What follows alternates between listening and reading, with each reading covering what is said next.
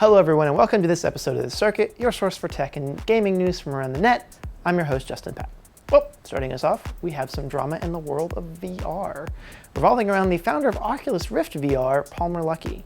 Luckey received some strong criticism after it was discovered that he had helped fund an anti-Hillary Clinton organization called Nimble America. The organization proposed spreading pro-Donald Trump memes online and in the real world. They posted billboards with things like pictures of Hillary Clinton with the text, "Too big to go to jail." Earlier this month, Luckey told a reporter at the Daily Beast that he was the mysterious Reddit user Nimble Rich Man, who announced the group's launch and started asking for donations on the Donald Trump subreddit. Once this was made public, several software developers spoke out against Luckey and Oculus, some saying that they would not be developing for the platform or would cease developing for the platform.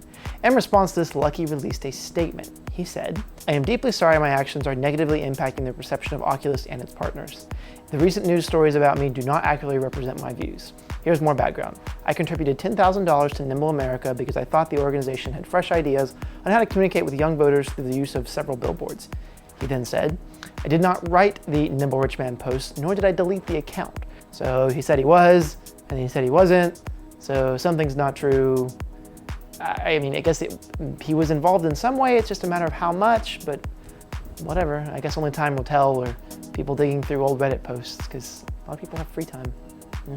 Well, speaking of misrepresentation, it seems that No Man's Sky is being investigated in the UK by the Advertising Standards Authority. The ASA is a watchdog group that has the power to have advertisements removed.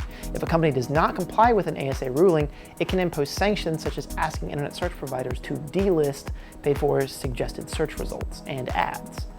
The complaints submitted to the ASA are mainly about features displayed in screenshots and trailers that have not appeared in the full retail product, such as large-scale ship battles, overall general ship flying behavior, AI factions warring over territory, and the general overall level of graphical fidelity. One of the users who submitted a filing with the ASA said about No Man's Sky, "The marketing of the game was very different from the end game. The end game is a shallow screenshot generator." Ouch. Screenshot generator. This is just another in the long list of issues for the game. Last week we reported on the fact that the amount of players on the game on Steam had dropped to under 1,000. Now, this is a substantial drop-off from the hundreds of thousands that played on launch day. And recently, the president of Sony's Worldwide Studios blamed Hello Games' pre-release PR strategy for fans' unrealistic expectations of the indie title. And on Steam, apparently, refunds requests are so frequent that they've placed a note on the page where they're saying there are no special exemptions for this game when it comes to refunds. Ouch. When your publishers are even putting you on blast. It's rough stuff.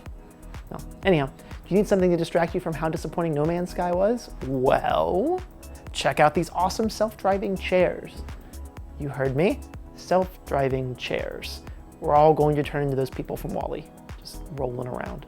These devices were developed by Nissan and are using their self-driving car tech to power these devices. The chairs, called ProPilots, can follow the chair in front of them. So if in a line, for example, one person in the front of the line gets up, their chair goes to the back of the line, and the rest of them all shift up. So this can also be used apparently in long lines full of people, according to the PR video, so kind of nifty. And it's quite a step up from the self-parking chairs that Nissan also developed. No word if these will be commercially available, but my bet this is a PR stunt to gain attention for the self-driving car tech that Nissan is also working on. Still, I would probably spend just even more time sitting if these things were out there. That's not going to help my waistline. Something else that's probably not going to be helping my waistline is Destiny 2 when it comes out, and that could be as soon as 2017, according to some rumors. The online shooter RPG series developed by Bungie, the makers of Halo, came out in September 2014, has been receiving content expansions since then, with the most recent, Rise of Iron, coming out earlier this month.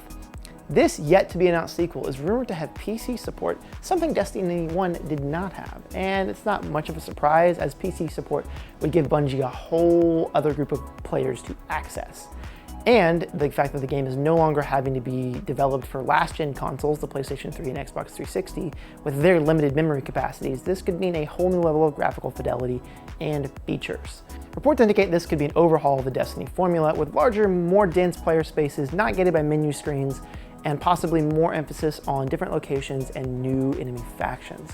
No word on if characters from Destiny 1 will be transferred over to the sequel, but I'm kind of okay with that. I mean, it means that everyone starts at a level playing field when the game comes out. And if it is coming out in 2017, I assume we will get our first look at it at E3, if not sooner. Regardless, I'm sure it will consume my life whenever it finally does appear. Well, speaking of life coming out, the London Sperm Bank has released a Tinder-like mobile application allowing women to swipe to find their preferred donor. The app allows users to filter potential sperm donors on things like eye, hair color, skin color. Donor information and medical information is also available, and a brief summary of the person's personality. I wonder if donors can make their own data fields like gamer score or being able to blow bubbles with their spit.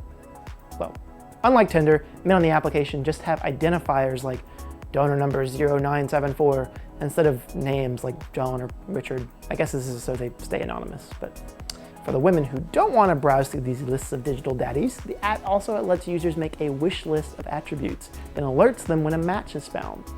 This sample from their preferred donor can then be sent to a fertility doctor for around $1,200 US.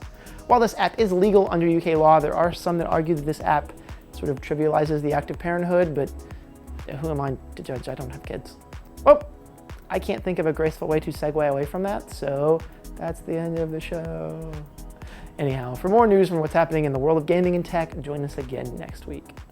I'm not proud of some of my segues. Some of those segues were bad, and I feel bad. This yet to be announced sequel is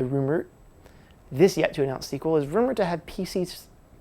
This yet to be announced sequel is rumored to have PCs. Kind of a PR stunt to gain attention for the self-driving. Such details as large ship skip battles. Words.